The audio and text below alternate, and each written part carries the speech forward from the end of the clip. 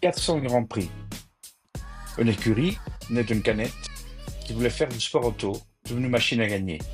Mais aujourd'hui, Red Bull fête, Red Bull tremble. Christian Horner est toujours là, souriant en paddock, mais derrière la lunette de soleil, il doit commencer à sentir un léger courant d'air dans son fauteuil.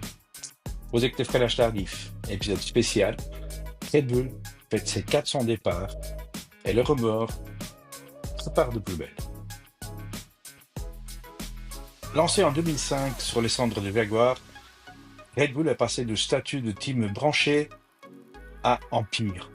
Et le boss, c'est Christian Horner.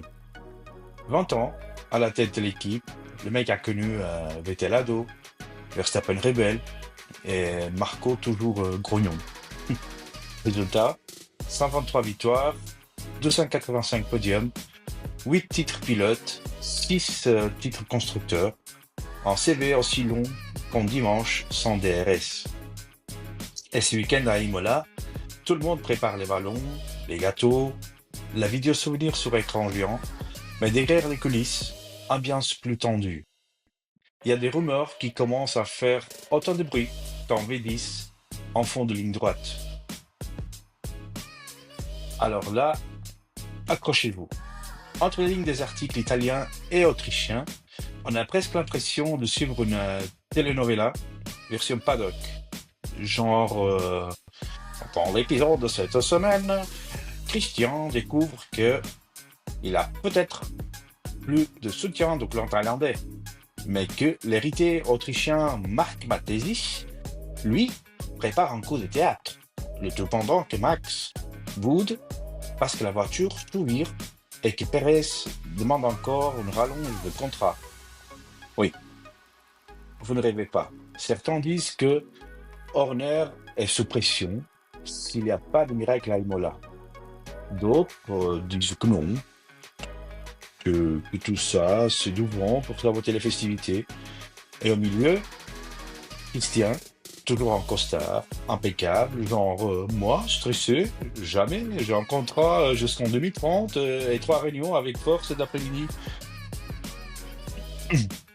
Mais sportivement, il y a un vrai truc. Red Bull a perdu le titre constructeur en 2024 face à McLaren. La RB n'est plus invincible. Verstappen est toujours solide, mais les écarts se réduisent. Et pour Imola, pas de méga upgrade, des petites pièces, un peu de carbone, en moins ici, un petit diffuseur par là. Clairement, pas de quoi faire oublier les doutes. Est-ce là que tout devient croustillant? Est-ce que Horner a toujours la main sur le projet? Est-ce que Red Bull Powertrains avance bien avec Ford? Et si jamais 2025 déçoit encore, qui tiendra le couteau dans la cuisine Red Bull? La Thaïlande? L'Autriche? On ne sait pas. Faut pas oublier, Horner, ce n'est pas ton patron d'écurie. C'est le PDG de Red Bull Advanced Technologies. Il supervise aussi le moteur maison pour 2026. Il est partout. Mais il n'est pas éternel. Et surtout, il n'est pas le propriétaire. On le sait, en F1, un bon contrat ne vaut rien si tu perds le vestiaire. Ou les actionnaires. Il a survécu aux accusations internes l'an dernier. Il a tenu le cap malgré le vent médiatique. Mais les signes de fissure sont là. Le moindre contre-performance en 2025, en clash politique, et le fauteuil pourrait tanguer plus vite qu'en pit stop de Haas.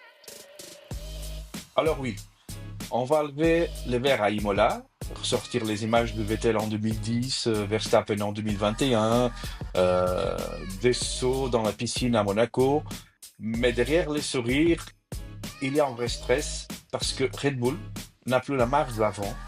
Parce que Horner, même avec 20 ans de loyauté, pourrait devenir le fusible idéal si le projet 2026 se plante. Allez, on observe, on analyse, et comme toujours, on freine tard. Très tard, à la limite du chaos. C'était Freinage tardif, épisode spécial 400 Grand Prix de Red Bull. Si vous avez aimé, pensez à liker, vous abonner, et surtout, à partager. Parce que plus on est fou, plus on rit, surtout quand ça chauffe dans les paddocks. À très vite pour le débrief de Imola. D'ici là, gardez le volant droit et les pneus chauds. C'était Freinage Tardif. Au revoir.